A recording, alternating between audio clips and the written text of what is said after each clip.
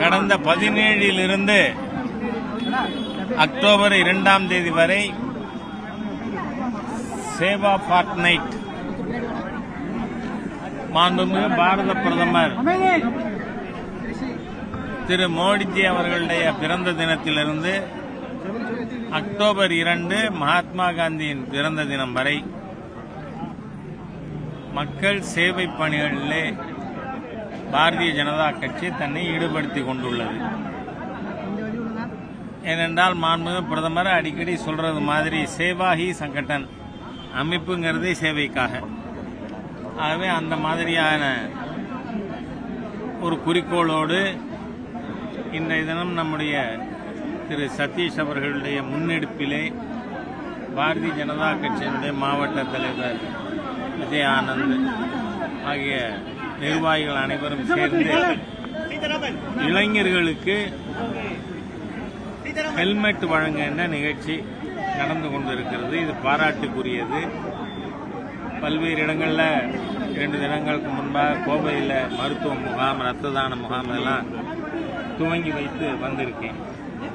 ஆகவே இந்த service projects பாராட்டத்தக்கது. இதில் எத்தனை பேருக்கு இப்போ ஹெல்மெட் கொடுத்தாங்கங்கிறது இல்லை, இந்த ஹெல்மெட் பற்றிய விழிப்புணர்வு வரணும். அது ஏற்படுத்துவதற்கு இந்த நிகழ்ச்சி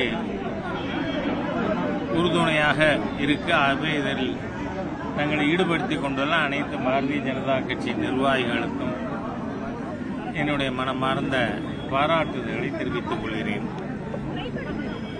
2 நாட்களாக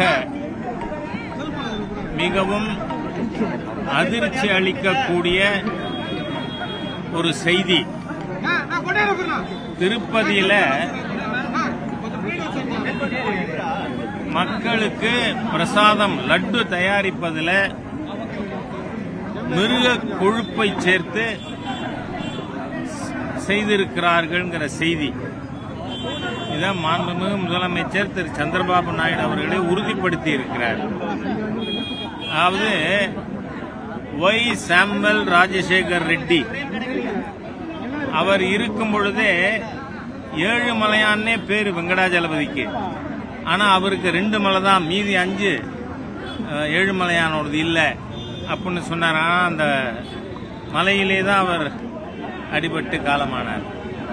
அவருடைய மகனுடைய கிறிஸ்தவ மதவெறி ஆட்சியில உலகம் முழுவதும் இருக்கின்ற இந்துக்கள் போற்றுகின்ற திருப்பதின்னு சொன்னா பிரசித்தி பெற்றது பிரசாதம் லட்டு. அதுல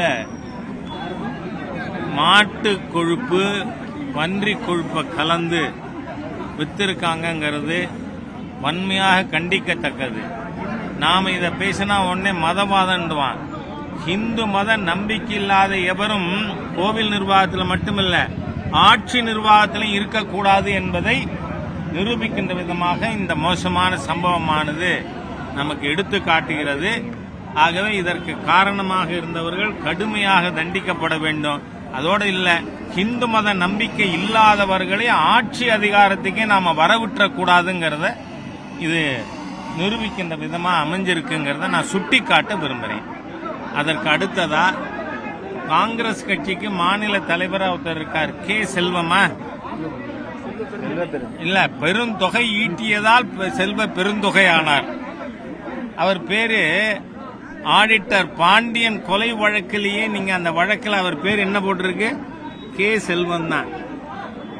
அந்த கே செல்வம் நான் ஏற்கனவே 2 மாதங்களுக்கு முன்பாக காஞ்சிபுரத்தில் என்னோட பத்திரிகையாளர் சந்திப்பிலேயே நண்பர் ஆடிட்டருடைய படுகொலையை புனர் விசாரணை செய்ய வேண்டும்னு கேட்டிருக்கேன். இன்னைக்கு நீங்க பார்த்தா பகுஜன் சமாஜ் கட்சியினுடைய ஜெனரல் செக்ரட்டரி ஜெய்சங்கரா அவர் ராகுல் காந்திக்கு 4 பக்க கடிதமே எழுதியிருக்கார்.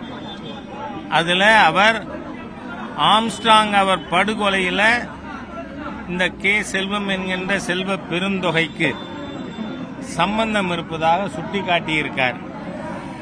அன்னைக்கும் டால்பின் ஸ்ரீதர் தான் என் கூட இருந்தார், இன்னைக்கும் இருக்கார். இது ஒரு ரேர் காம்பினேஷன் நினைக்கிறேன் நான்.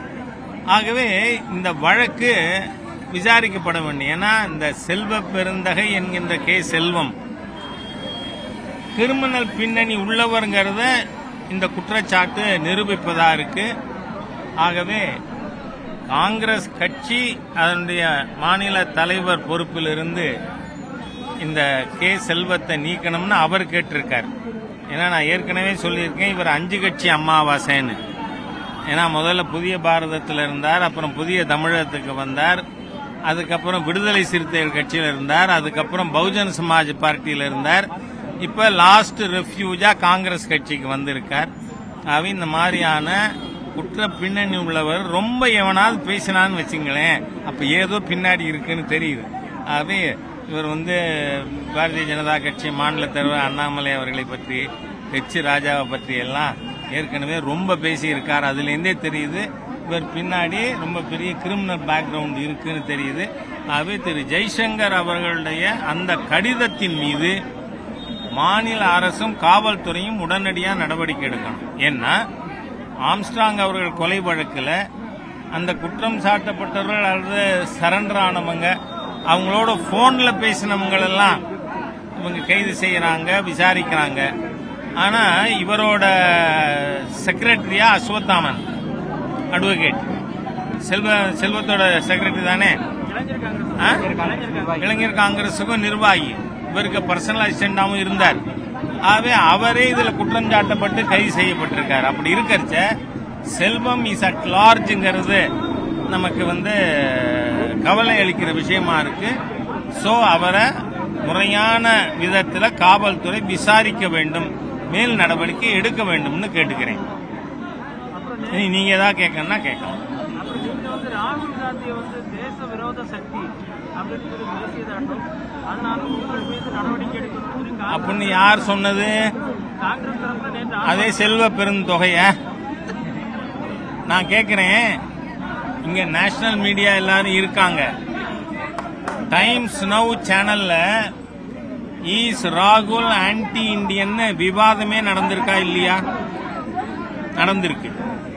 தேசிய ஊடகங்கள்ல இன்னைக்கு விவாதத்திற்குரிய பொருள் இந்தியாவில் மட்டுமல்ல, சர்வதேச அளவில் கூட ராகுல் காந்தியின் இந்திய விரோத நடவடிக்கைகள் இன்று பெரிய அளவில் பேசப்படுது. காரணம், இலா உமர்னு சொல்லி அமெரிக்கன் செனட்டர், அந்த அம்மா சோமாலியாவை சேர்ந்தவர். எப்படி நம்ம திருமதி கமலா ஹாரிஸ் இந்தியன் ஆரிஜினோ அது மாதிரியா அவர் சோமாலியா ஆரிஜின். அந்த சோமாலியா நாட்டிலிருந்து அமெரிக்கால செனட்டரா இருக்கக்கூடிய அந்த இலா உமர் அமெரிக்காவுக்கு விரோதமா பேசியிருக்காங்க. பாகிஸ்தானோட ஸ்பான்சர்ஷிப்ல பாகிஸ்தானுக்கு போய் அங்கு இந்தியாவிற்கு எதிராக விஷம் கக்கிய ஒரு நபர் அமெரிக்கன் செனட்ல பாரதத்துக்கு எதிராக பேசியிருக்கார். இவரோட ராகுல் காந்திக்கு என்ன வேலை? நான் ஆதாரங்களோட பேசியிருக்கேன். அது மட்டும் இல்ல, நீங்க ஊடக நண்பர்கள் எல்லாரும் ராகுல் எவ்வளவு தூரம் உங்களுக்கு விரோதி அப்படிங்கறதையும் புரிஞ்சு செயல்படணும். காரணம், India today reporter Rohit Sharma அவர் பங்களாதேஷ்ல இந்து கோவில்கள், காளி கோவில், இஸ்கான் கோவில் எல்லாம் கொளுத்தப்பட்டது பற்றியும், அங்கு இந்துக்கள் படுகொலை செய்யப்படுவது, அவர்களுடைய வியாபார வர்த்தக ஸ்தாபனங்கள் அழிக்கப்படுவது பற்றி சாம் பிட்ரோடா கிட்ட என்ன கேட்கிறாரு? அங்கிள் சாம்கிட்ட, நீங்க ராகுல் காந்தி அமெரிக்காவினுடைய சட்டம் இயற்றுவதை லா மேக்கர்ஸ் ஆஃப் அமெரிக்கா அவங்கள்ட்ட இந்துக்கள் பங்களாதேஷ்ல தாக்கப்படுவது, படுகொலை செய்யப்படுவது பற்றி பேசுவீங்களான்னு கேட்டார். வேற ஒன்னும் கேட்கல. will you take it up with the lawmakers of America? அதுக்கு ராகுல் காந்தியோட டீம் போயிருக்குல்ல, அந்த டீம்ல இருக்கிறவங்க அந்த ரோஹித் சர்மாவை தாக்கி அவரோட செல்ல பறித்து அதுல இருக்கிற பதிவுகளை அழிச்சிருக்காங்களா இல்லையா? எவ்வளவு தூரம் அன்டெமோக்ராட்டிக் அண்ட் ஆட்டோகிராட்டிக் பிஹேவியர் ராகுல் அண்ட் கம்பெனிக்கு. ஆகவே அவர் இந்தியாவுக்கு எதிராகவும் உங்களை போன்ற ஒவ்வொரு இந்திய பத்திரிகையாளருக்கு எதிராக செயல்படுறவர். அதனால நீங்க தக்க விதத்தில் ராகுலுடைய பின்னணியை பற்றி எடுத்து பேசணும்னு கேட்டுக்கிறேன். செயற்குழுல கூட ஒரு தீர்மானம் போட்டிருக்கிறாங்க. நிர்மலா சீதாராமன் வெளியிட்ட அறிக்கையில முத்ரா வங்கி கடன் தமிழ்நாட்டில் கொடுத்ததை பற்றி தவறான புள்ளி விவரம் கொடுத்து தமிழ்நாட்டு மக்களை ஏமாற்றுறாங்க அப்படின்னு சொல்லிருக்காங்க. அப்படின்னு யார் சொல்றது?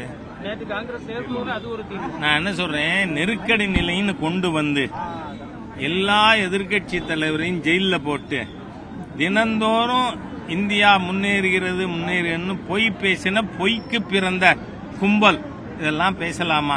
நான் பேச ஆரம்பிச்சா நான் 75லேருந்து ஆக்டிவ் பாலிடிக்ஸ்ல இருக்கிறவன். அதனால இந்த ஈவிகே சிவங்கோமனை விட வயதானவர் நினைச்சிட வேண்டாம். என்னை விட 15 வயசு அதிகமான அந்த கழடு நடக்க முடியாத நிலையில மகன் இறந்ததால் காலாவதியானவர் எம்எல்ஏ ஆனாரா? அப்படி இருக்கிறது அவரை என்னை பத்தி எல்லாம் பேசுறாருன்னு கேள்விப்பட்டேன். அதனால இந்த காங்கிரஸ்காரர்களுடைய பேச்சுக்கள் இந்த பாரத தேசத்திற்கே எதிராக இருக்கு.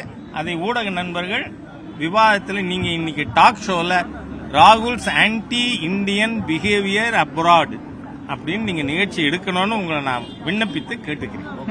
நன்றி. ஒரே நாடு ஒரே தேர்தல் வந்து அறிக்கை கொடுத்திருக்காங்க, ஏற்றுக்கொள்ளப்பட்டிருக்கு. தொடர்ந்து எதிர்கட்சிகள் தரப்புல அந்த ஒரே நாடு ஒரே தேர்தல் வந்து கடுமையாக எதிர்க்கிறாங்க. நீங்க இந்தியா சுதந்திரம் பெற்றதிலிருந்து 1970 வரை இந்த நாடு முழுவதும் எல்லா தேர்தலும் ஒரே சமயத்தில் தான் நடந்தது. ஆனால் திருமதி காந்தி அவர்கள் மாநில அரசுகளை இஷ்டம் போல் டிஸ்மிஸ் பண்ணினதுனால அது டிஸ்ரப்ட் ஆகி இப்போ வெவ்வேறு காலகட்டத்தில் நடக்குது. இப்பதான் பாராளுமன்ற தேர்தல் முடிஞ்சிருக்கு. ஆனா இப்ப ஜம்மு காஷ்மீர் ஹரியானா தேர்தல் நடந்துகிட்டு இருக்கு. அதே மாதிரியா இன்னும் 15-20 நாள்ல மகாராஷ்டிரா ஜார்க்கண்ட் அறிவிப்பு வரும். அப்போ ஒரு அரசியல் கட்சிகள் பூரா அரசு நிர்வாகம் தேர்தலை பற்றியே கவனித்துக் கொண்டிருந்தால் முன்னேற்றம் பற்றி மக்கள் மேம்பாடு பற்றி நாம கவனம் செலுத்துறதுக்கு முடியாதுங்கிறதுனால நாம நடத்தணும்னு சொல்லியிருக்கோம். மாநில அரசுகள் இருக்காதுன்னு சொல்லியிருக்கோமா? இல்ல. அப்ப பெடரலிசத்துக்கு என்ன ஆபத்து, ஜனநாயகத்துக்கு என்ன ஆபத்து? ஆகவே எதிர்கட்சிகளுடைய வாதம் அடிப்படை இல்லாது. தேங்க்யூ.